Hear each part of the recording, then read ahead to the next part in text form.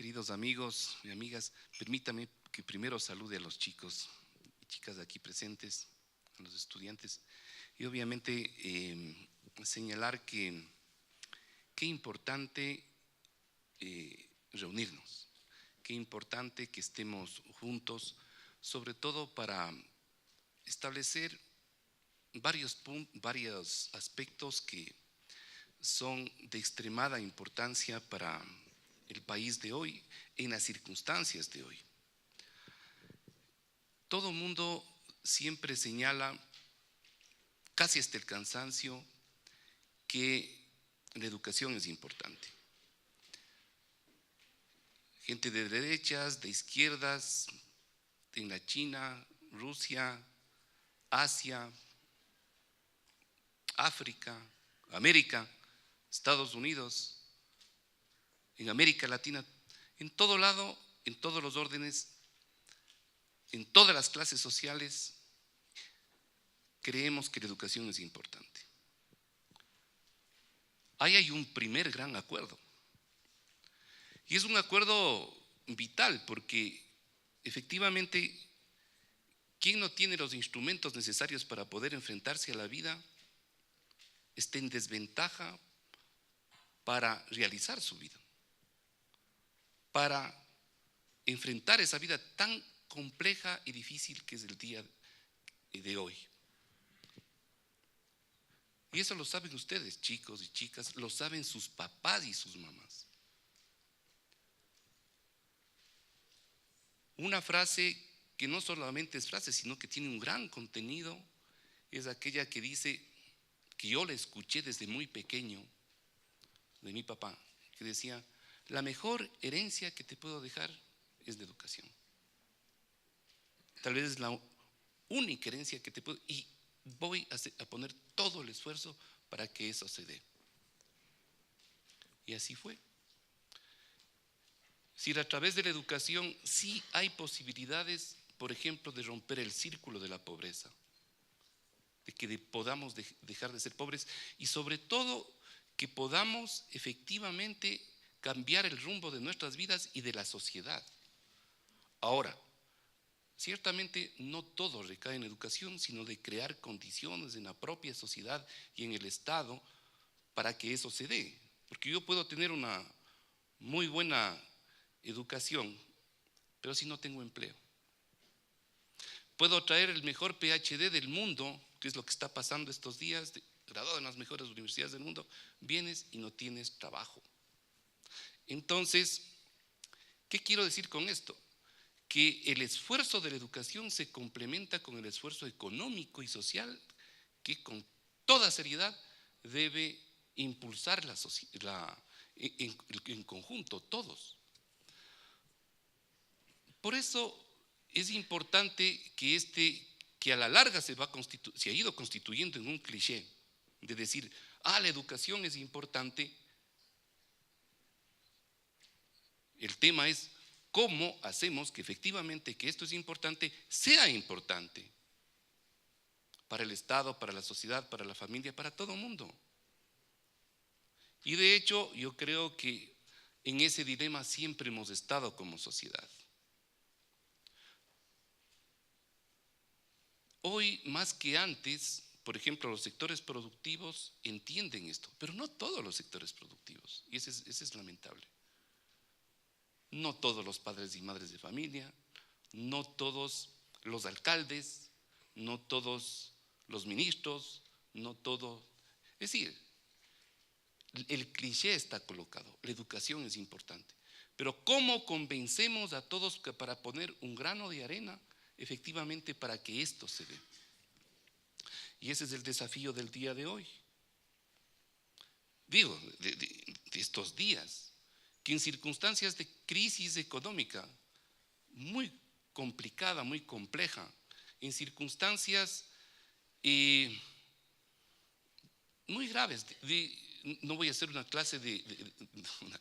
no voy a hacer una exposición de la complejidad de la situación económica en los actuales momentos, pero sí decirles que si hay un déficit fiscal, no sé si es 8.000 o 9.000 millones de dólares, que antes podía ser llenado con las exportaciones del petróleo o con lo que llegaba de las remesas de los migrantes, cuestión que ha bajado tanto por el precio del petróleo cuanto por otros insumos, y no era suficiente producción nacional para traer dólares luego de exportar mercancías, porque no tenemos un aparato productivo suficientemente fuerte.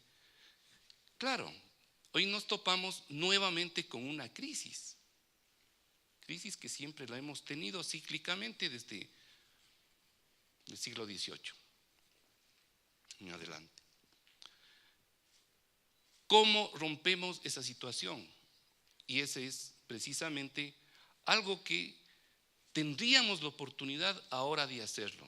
Estamos enfrentados a una crisis no solo económica, sino estamos enfrentados a una crisis integral, una crisis moral, una crisis ética, una crisis social. Y eso es lo importante que tenemos que entender. Si estamos al borde definitivamente de ir más abajo en una crisis profunda. ¿Cómo salir adelante? Solamente con un acuerdo en los 3, 4, 5 temas importantes, y uno de esos temas tiene que ser la educación. Ayer tuve la oportunidad, estoy obviamente ya relacionándome con las instancias correspondientes del gobierno, y tuve la oportunidad de conversar con el nuevo vicepresidente de la República. Se asignó funciones al nuevo vicepresidente, y una de las dos funciones que le ha planteado el presidente al vicepresidente es liderar un acuerdo nacional amplio. Y yo le dije, señor vicepresidente, desde la sociedad civil y desde una cantidad de actores, esto hemos venido pensando desde hace rato, y efectivamente, al menos en educación, tenemos avanzadas algunas conversaciones, ideas, propuestas, en fin.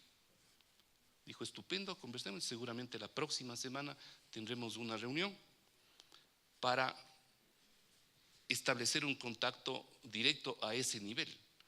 Pero esto implica que desde la cooperación, desde las organizaciones sociales, desde los estudiantes, desde el sector productivo, aunemos esfuerzos y construyamos 2, 3 puntos importantes de un acuerdo, por ejemplo, en el tema educativo, que tenga un impacto y se relacione con otros aspectos de la realidad nacional. Y esto yo considero que es un inicio importante, quizás esperanzador, en medio de las enormes dificultades económicas que tiene el país. Y en eso estamos empeñados.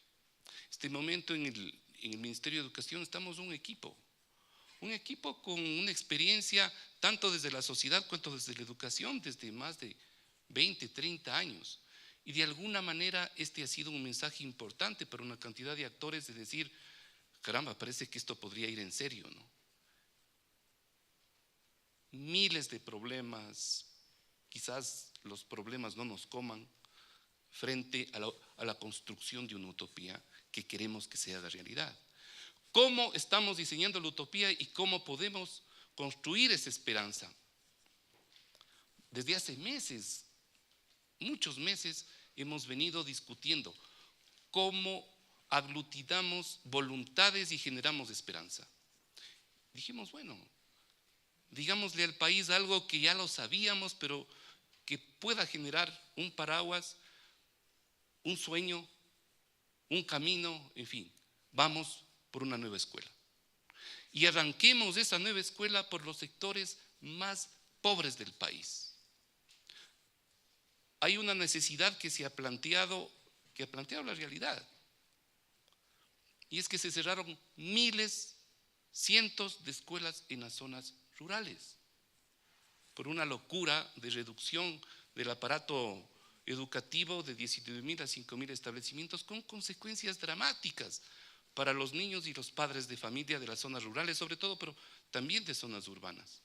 Arranquemos por ahí, pero arranquemos por una nueva escuela en las mejores condiciones. O sea, no es retornar al pasado, sino pensar que el derecho a la educación arranca justamente acercando la escuela a los más necesitados. sea, la escuela cerca a su casa, y en este caso en las zonas rurales, cerca a su casa, pues, no poniéndole estos monumentos faraónicos que finalmente desestructuraron la zona rural y debilitaron, por ejemplo, a la comunidad indígena donde estaban asentadas una serie de escuelas. Entonces, la idea es arrancar por ahí. Pero en simultáneo, o sea, ese es de alguna manera la gran idea. Unámonos todos por esta nueva escuela pertinente a su realidad, ligada con el territorio, con el espacio. Cuando digo pertinente, quiere decir no una escuela alejada de las necesidades de su entorno. Entendida también una escuela conectada con el planeta y sus necesidades y con la contemporaneidad. Es decir, jugando con este concepto de lo global y lo local, pero sobre todo arrancando desde lo local. Con lo mejor de la pedagogía mundial, con lo mejor del aporte de la neurociencia, con el mejor, es decir, con los avances que se han producido. Es decir, queremos arrancar en un proceso con todo lo mejor, pero de una manera pertinente, planteado desde el territorio, incorporando a todos, en lo posible, los actores de ese territorio. Aquí se desactivó, por ejemplo, a los gobiernos locales. No podemos tener una educación pertinente desde las escuelas más pequeñas si no se integran los consejos provinciales al esfuerzo, si no se construyen caminos vecinales adecuados, si no se dota de buena infraestructura a esos establecimientos. Y se requerirá de los municipios, se requerirá de los consejos provinciales. Por eso es el acuerdo de todos, desde el Estado, con sus diversas instancias, y también desde la sociedad. La pertinencia en el momento actual también necesariamente guarda relación con destruir varios, digamos, más bien construir nuevas utopías. No voy a hablar en negativo. Aquí se nos colocó la idea de que para que tú seas mejor ser humano, debes ser PhD. Y todo el sistema educativo apuntó, toda la cultura que genera el sistema educativo apuntó a que tú para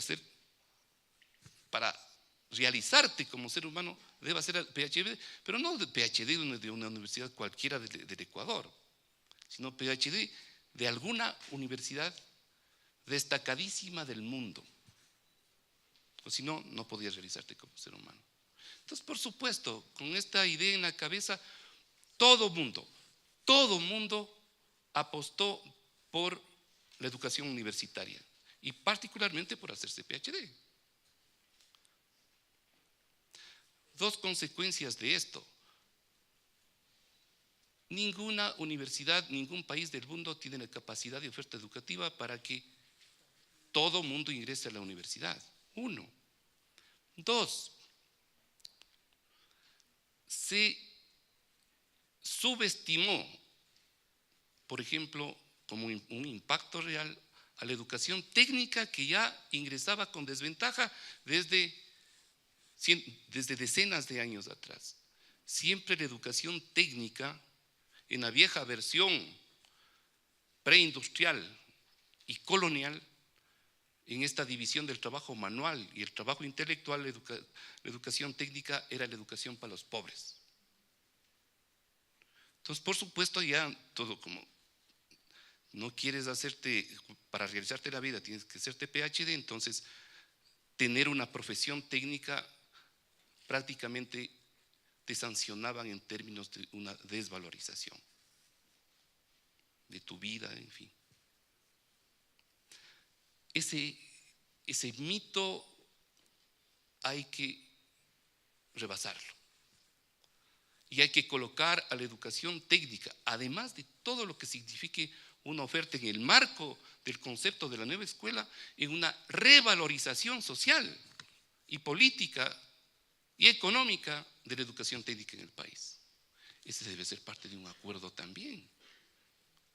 como la valorización social del docente. Y aquí nos ayudan precisamente los mejores conocimientos que poco a poco he ido alcanzando, la pedagogía, la neurociencia. Tenemos múltiples inteligencias. No solo es inteligente el que sabe matemáticas o lenguaje bien, sino también es inteligente el que sabe cocinar bien. Y esa fue la experiencia del famoso Gastón en el Perú, que su papá le quería obligar, porque era de una familia muy potentada, para que siga determinado tipo de carrera. Y él dijo, no, bueno, claro que estudió también en Francia, pero él quería ser chef. Y tuvo la virtud de este señor Gastón. ¿Gastón qué es? Acurio, ¿no? Estudia cocina, obviamente los papás desobligados porque querían que siga otro tipo de carrera, pero da la casualidad que este hombre desarrolla de tal manera sus conocimientos, destrezas en la cocina, fundiéndolos con la tradición culinaria nacional, que convierte efectivamente hoy por hoy en uno de los grandes símbolos nacionales que arrastra incluso a la economía. Un país, Perú, que tenía como uno de sus grandes símbolos una idea imperialista alrededor del imperio incaico, ¿no? Hoy ya no es esa idea expansionista, hoy es la cocina. ¿Con esto qué queremos decir? Que seguramente si se plantea el señor Gastón ser presidente de la República, es probable que voten por el señor Gastón, pues. Es decir, ganó prestigio social una rama que hoy por hoy está muy colocada y en el mercado laboral y sobre todo en las carreras universitarias en todo el mundo y particularmente en América Latina también. Pero tú también puedes ser valorado si puedes ser un profesor, un buen deportista, pintor, músico. Pero claro, el Estado ecuatoriano comenzó a valorar solamente a quien tenía notas más altas para determinado tipo de carreras. Si eras filósofo y sociólogo, fuera de cero inversión para becas en humanidades, cero. Entonces uno se pone a pensar mal, pues, ¿no?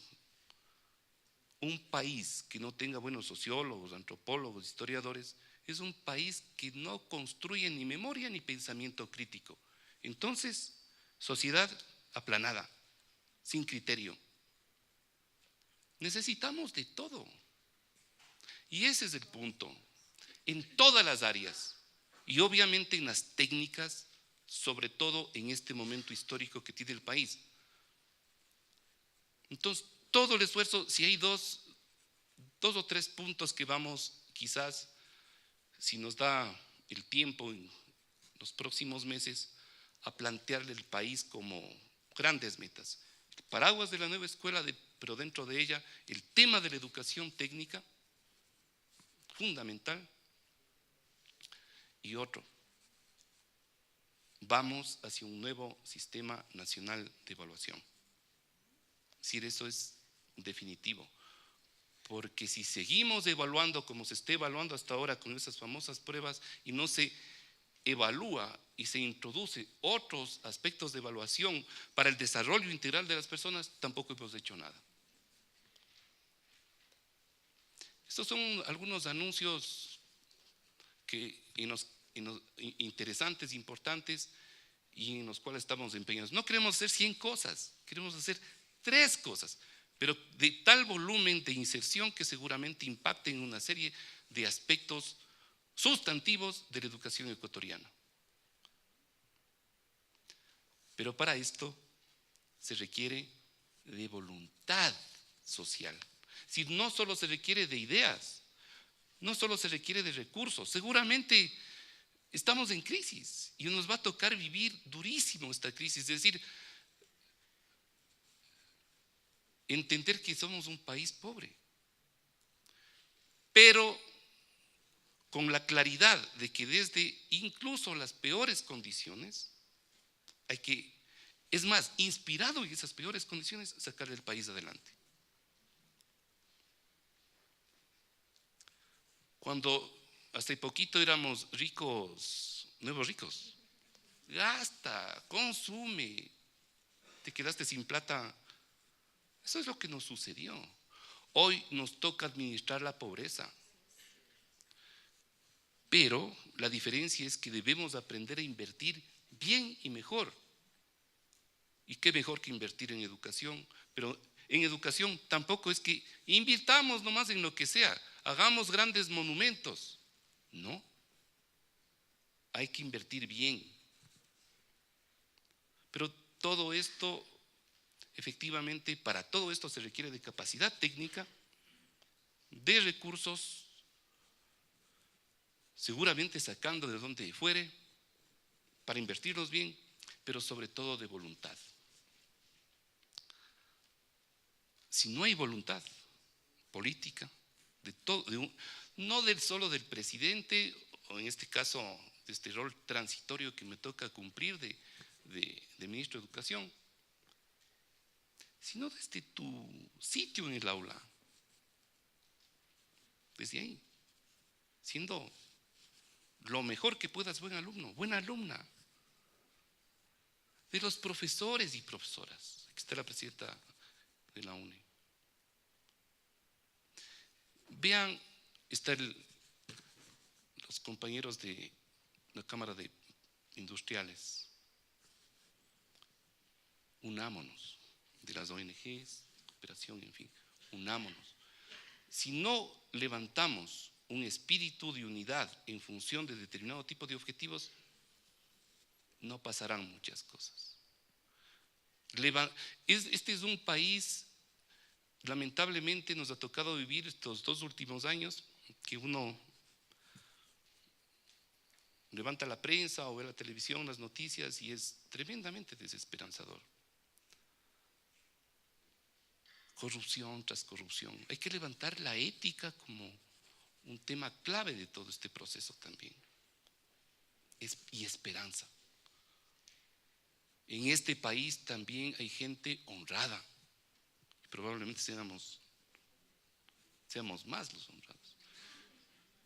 Pero esas voces, y por eso es importante este taller, chicos, chicas, escuchar sus voces. Porque desde ahí va a surgir la alternativa.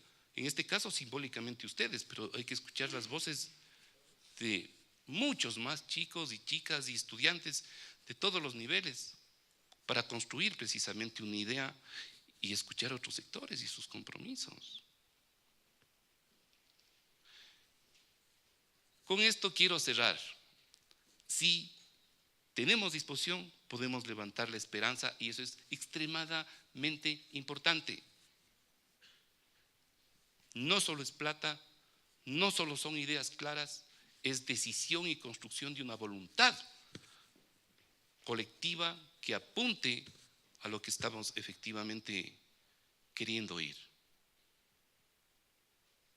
Así que está en nuestras manos. Yo soy un probable facilitador de todo esto, pero si no hay ese respaldo, es muy difícil que se haga. Muchas gracias. Tengo que salir porque hay justamente una cantidad de otras reuniones increíbles, pero estamos en esto. Muchas gracias por atenderme.